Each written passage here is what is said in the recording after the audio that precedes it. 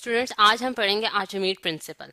आर्चिमेड principal ने जो statement दी थी, सबसे पहले हम उसको देख लेते हैं। वो ये कहता है कि जो अपवर्ड थ्रस्ट होता है वो weight of the fluid displaced by the object के बराबर होता है। यानी कि अगर मैं किसी भी ऑब्जेक्ट को पानी में डालूंगी, जिस तरह के ये मैंने एक ऑब्जेक्ट लिया है जिसका वेट जो था वो 7 पाउंड था, जब मैं उसे पानी में डालती हूँ तो मुझे 4 पाउंड जो है वो रीडिंग में जो है वो 4 पाउंड नजर आ रहा है। यानी कि उसमें 3 पाउंड जो है उसने वाटर जो है वो बाहर निकाल दिया। यानी कि कोई चीज मैंने पानी के अंदर डालने की कोशिश की तो कुछ पानी जो है वो बाहर निकल गया इस वाले पाइप के जरिए, तो वो 3 पाउंड जो है वो पानी बाहर निकले। अब आर्चिमेड प्रिंसिपल ये कहता है यानी कि जो उसने डिस्प्लेस किया है वाटर, यानी कि जो पानी उसने बाहर निकाला है उतनी ही अमाउंट ऑफ फोर्स जो है वो इसके ऊपर लग रही है, जो कि अपवर्ड डायरेक्शन में लग रही है, जो कि इसे फोर्स कर रही है कि ये पानी के अंदर ना जाए। यानी कि इसको अपवर्ड ड्रैग करती है, यानी कि ऊपर उठाने की कोशिश करती है। अब हम ये देखेंगे कि क्या वाकई ही ये जो फोर्स लग रही है, यानी कि जो 3 न्यूटन की इसके फोर्स लग रही है, वो इसके वेट के, यानी कि जो इसने पानी डिस्प्लेस किया उसके बराबर होती है कि नहीं। अब इस चीज को हम कैसे कंसिडर कर सकते हैं कि मैंने एक कंटेनर लिया है जिसके अंदर मैंने पानी भरा है। अब मैं उसके अंदर एक छोटा सा सिलेंडर कंसिडर करती हूँ।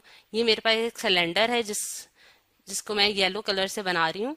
ठीक है, अब इसका जो क्रॉस सेक्शनल एरिया है, मेरे पास क्रॉस सेक्शनल एरिया जो है वो मैंने ए ले लिया है। अब यहाँ जो है इसकी मतलब कि अगर मैं देखूं तो यहाँ पानी जो है, पानी की यहाँ तक जो हाइट, इसके टॉप तक जो हाइट है, वो मैंने ये कहा है कि ये वाली जो हाइट है मेरे पास, ये मेरे पास H1 हाइट है यहाँ से यहाँ तक। यानी कि उसके पानी से लेके जहां तक पानी है और उसके टॉप तक जो हाइट है वो H1 है। और यहाँ से यहाँ तक जो हाइट है, यानी कि ये टोटल हाइट इसके बॉटम तक, इस सिलेंडर के बॉटम तक जो हाइट है वो H2 है। अब अगर देखा जाए तो मैंने इस कंटेनर को, यानी कि इस सिलेंडर को जो है वो मैंने कंसिडर किया है मतलब कि बिल्कुल मिड ऑफ द वाटर में। यानी कि मैंने एक स्नैपशॉट में इसको देखा है कि ये पानी के दरमियान में पड़ा हुआ है। सही। अब अगर देखा जाए तो अगर मैंने इस कंटेनर की हाइट निकाली हो यहाँ से यहाँ तक, तो मैं क्या करूंगी, इस पूरी हाइट में से ये वाली हाइट माइनस कर दूंगी। यानी कि जो H हाइट है वो क्या होगी, H2 माइनस H1। यानी कि इसकी जो हाइट है वो हमारे पास क्या आई है, एच हाइट आई है हमारे पास इस कंटेनर की। अब अगर देखा जाए तो मैंने ये देखना है कि पानी जो है, इसके ऊपर भी पानी है और इसके नीचे भी पानी है। अगर पानी जो है वो इसके ऊपर कोई ना कोई प्रेशर लगा रहा होगा। अब अगर देखा जाए तो हमारे पास दो वैल्यूज आ रही हैं प्रेशर की, जिसे मैं डिफरेंट कलर से शो कर देती हूँ कि यहाँ तक जो पानी का प्रेशर है वो अगर मैं कहती हूँ कि P1 है, और यहाँ जो पानी का प्रेशर है वो P2 है। यानी कि इस पॉइंट पे P1 है और इस पॉइंट पे P2 है। और हमने पिछले वाले जो आपने देखा होगा कि हमारे लेक्चर में हमने बताया था कि प्रेशर इन अ लिक्विड जो होता है वो डिपेंड करता है उसकी डेप्थ पे, यानी कि पानी की डेप्थ कितनी है। तो वो हम अगर निकालें तो वो ρgH1 के बराबर आएगी यहाँ से यहाँ तक की। और P2 जो है, यानी कि यहाँ जो उसके बॉटम पे जो प्रेशर पड़ रहा होगा कंटेनर के, वो क्या होगी, ρgH2। अब मैंने क्योंकि डेंसिटी जो है, यानी कि रो जो है वो डेंसिटी ऑफ द लिक्विड को शो करी है, मैंने वाटर लिया है तो इसकी डेंसिटी कांस्टेंट है। लेकिन इस कंटेनर पे इस पॉइंट पे और इस पॉइंट पे डेप्थ डिफरेंट हो रही है, यानी कि लिक्विड की डेप्थ जो है वो डिफरेंट है। इस वजह से यहाँ जो उसके ऊपर प्रेशर पड़ रहा है, इस पॉइंट पे जो उसके ऊपर प्रेशर पड़ रहा है वो P1 है, और यहाँ जो उसके ऊपर प्रेशर पड़ रहा है वो P2 है। तो इस वजह से उसकी वजह से P1 और P2 दो डिफरेंट प्रेशर्स हैं जो कि इस कंटेनर के टॉप और बॉटम पे एक्सर्ट हो रहे हैं। अब मैं ये देखना चाहती हूँ, अपने कैलकुलेशन से ये फाइंड आउट करना चाहती हूँ कि क्या वाकई ही हमारे पास जो है ये इसके वेट के बराबर आएगा। अब उसके लिए कैलकुलेशंस में हम सबसे पहले स्टार्ट करते हैं कि हमारे पास इस कंटेनर पे जो फोर्स लग रही होगी, यानी कि फोर्स जो है वो ऊपर वाले टॉप पे कितनी लग रही होगी। फोर्स का फॉर्मूला जो है वो मैं अगर देखूं तो जो प्रेशर होता है वो क्या होता है, फोर्स पर यूनिट एरिया।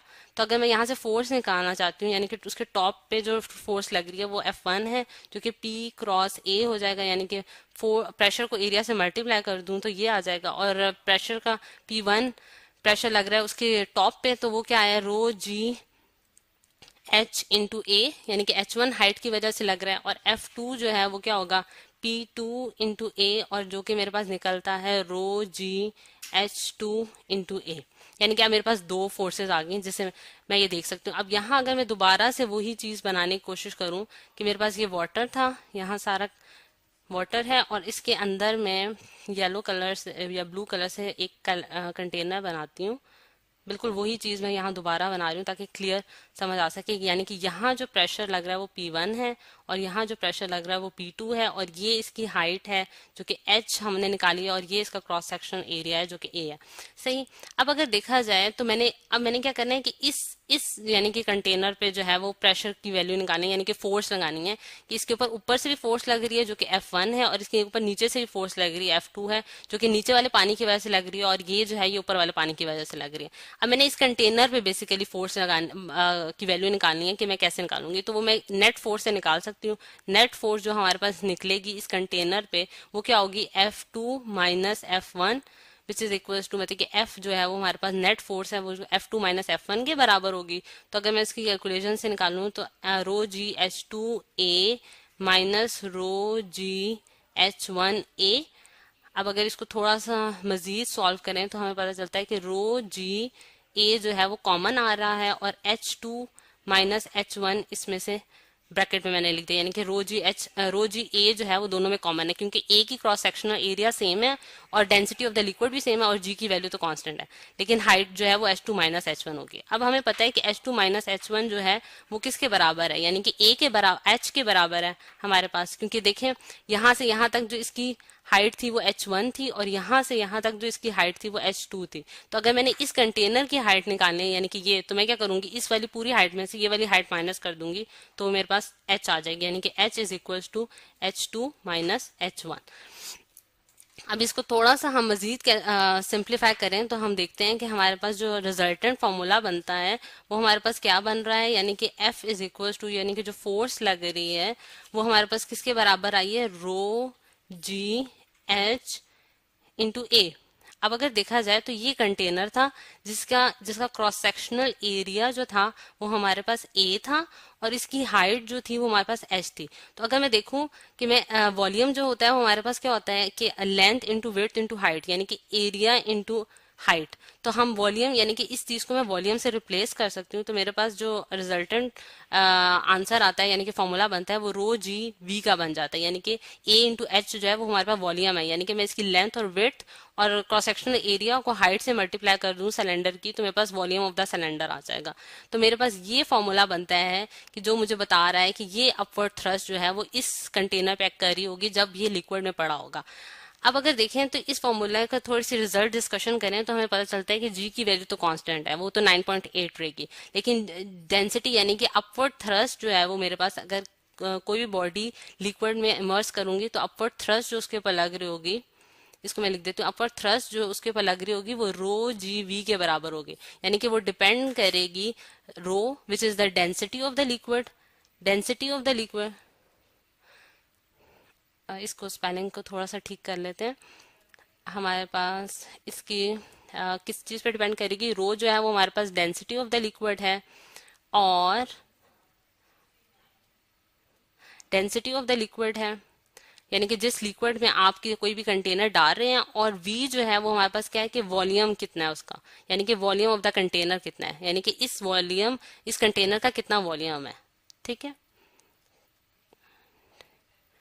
या किसी भी ऑब्जेक्ट का जो है वो कितना वॉल्यूम है। अब अगर हम पीछे से थोड़ा सा दोबारा से वही वाली डायग्राम पे जाते हैं जो हमने सबसे पहले देखी थी, यानी कि ये वाली डायग्राम, इसमें आपने देखा था कि उसका पहले जो वेट निकला वो 7 पाउंड निकला था, लेकिन उसके बाद उसका 4 पाउंड निकला था, और उसने जो डिस्प्लेस्ड वाटर किया था वो 3 था। और आर्चिमीड प्रिंसिपल ने कहा था कि इसके ऊपर जो अपवर्ड थ्रस्ट लग रही है वो भी 3 न्यूटन की लग रही है। तो अब हम यहाँ से देखते हैं कि जो हमने कैलकुलेशंस की हैं अपनी, वहां से हमें ये पता चलता है कि मेरे पास जो ये अपवर्ड थ्रस्ट का फॉर्मूला आया है, यानी कि ये वाला जो फॉर्मूला आया है, इसे मैं अगर देखूं तो मेरे पास डेंसिटी जो होती है वो क्या होती है, मास पर यूनिट वॉल्यूम। अगर मैं इसमें पुट करूं तो मेरे पास जो अपवर्ड थ्रस्ट आती है, अपवर्ड थ्रस्ट जो मेरे पास आती है वो कैसे वेट के बराबर हो जाएगी, mass per unit volume into g into V, यानी कि वॉल्यूम वॉल्यूम से कैंसिल, और मेरे पास जो रिजल्टेंट चीज बनती है वो mg बनती है, जो कि w के बराबर होती है, यानी कि वेट ऑफ द लिक्विड।